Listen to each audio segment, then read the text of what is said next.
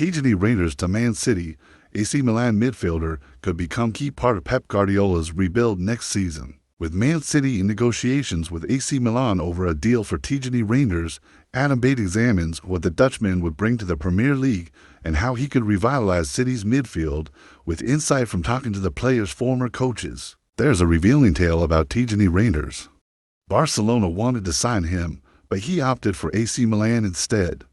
In the aftermath of the decision, it was said, by Reijnders and others, that he had been seduced by the tradition of the Dutch masters in Milan. There was some truth to it. A keen student of the game, Reijnders was following in the footsteps of Frank Rijkaard, Ruud Gullit, and Marco van Basten at the San Siro, but it was not mere romance. He had noted that Barcelona did not have a clear plan for him. Tactically, he wanted to know what the idea was, how they envisaged him fitting into the system. Milan sold that vision more clearly. That story feels pertinent as Reijnders is linked with a Premier League move as part of Pep Guardiola's Manchester City rebuild. Fortunately for player and club, it is obvious that Reijnders has qualities that City missed this past season. He is a good fit with his composure on the ball as a passer and a ball carrier, but his off-the-ball running also brings a dynamism that has been lacking. Over the past 2 seasons in Italy, the Netherlands international, now 26, has bolstered his reputation and was recently named as Serie A's Midfielder of the Year. City would be a step up, but there are those who believe he can help make a difference for Guardiola. The former Manchester City defender Michel Vonk coached Reijnders at age group level when he was developing his game in Alkmaar at AZ. Speaking to Sky Sports, Vonk talks of a technical, creative player who can play the key pass and scores goals. Ideal. He was a great kid to work with, passionate about the game, and loves his football. He has great drive to go forward with the ball.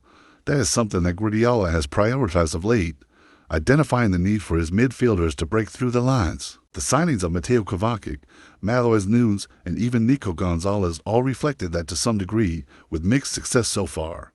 But Reijnders ticks a range of boxes and would appear to have a skill set that could help him contribute in various different ways. This past season at Milan, he ranked among the top 20 players in Serie A for goals scored from open play, chances created, passes completed in the final third, dribbles completed, and defensive interceptions. The hallmarks of a complete midfielder. Then, that last element, the defensive contribution, is something that Reijnders has worked on since his youth. His defending was a weak point before, but he has developed this a lot playing games for AZ, Milan, and the Netherlands national team, reveals Vonk. Speaking to Pascal Janssen about Reijnders last summer, he explained how the player had to wait for his opportunity in midfield at AZ. He had the ability to play as a 10, but he was not as good there as in midfield.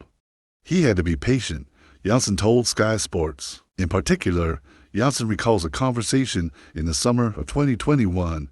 Reijnders turned 23 that July, and yet was only just beginning to establish himself in the starting lineup, featuring more regularly after Janssen replaced Arne Slot midway through that season. He came up to me and said, "Coach, I have played 50% of the minutes, but I need more." I told him that the impact that he had made at the end of that season had to be the standard for next season. He said, "No problem. That is what I will do." The departure of Toyin Koopmeiners for Atalanta presented a vacancy in midfield, and Reijnders filled it impressively. He took off and never looked back. He just went on and on. His place in the side was never in question again. The progress has been constant. I'd have seen him grow. He has improved himself so much. He made the next step and just continued. That surprised a lot of people, but not me, because I could see that he was on his way, especially in our European games. He made a difference. Once he went in, he improved himself daily. Just by playing, feeling the confidence from his coach and from the team, he matured. He had all the tools, but it was when he got the opportunity to show them that he delivered. He made more impact. He was very important in the build-up phase. He could feel when he needed to come deep to support Jordi Clazy. But he was also able to carry the ball, provide assists, and take shots from distance and score goals. He just became very productive. Janssen's full season saw Reijnders score 6 and 7 goals, respectively. His 15 Milan goals demonstrate an increase in gameplay. With Kevin De Bruyne out, City needs more goals from midfield. Gundogan scored in his debut, but hasn't consistently added them since. A capable midfielder scoring late into the box would be beneficial. The challenge for next season is whether to focus on restoring key principles that brought City's success or dealing with evolving Premier League demands.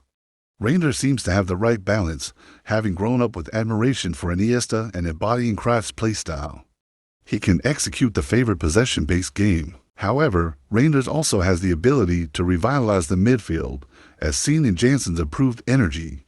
TIJANI's adaptation to Milan was successful, as evidenced by his positive body language. Upon joining Milan, I observed TIJANI's improvement in a new environment, with supportive family members encouraging his potential. The family's push contributed positively to his growth. Jansen mentions Reijnders' steady, calm personality and Vonk's stable family life, possibly aiding TIJANI's adaptation to City's new challenge. Thanks for watching.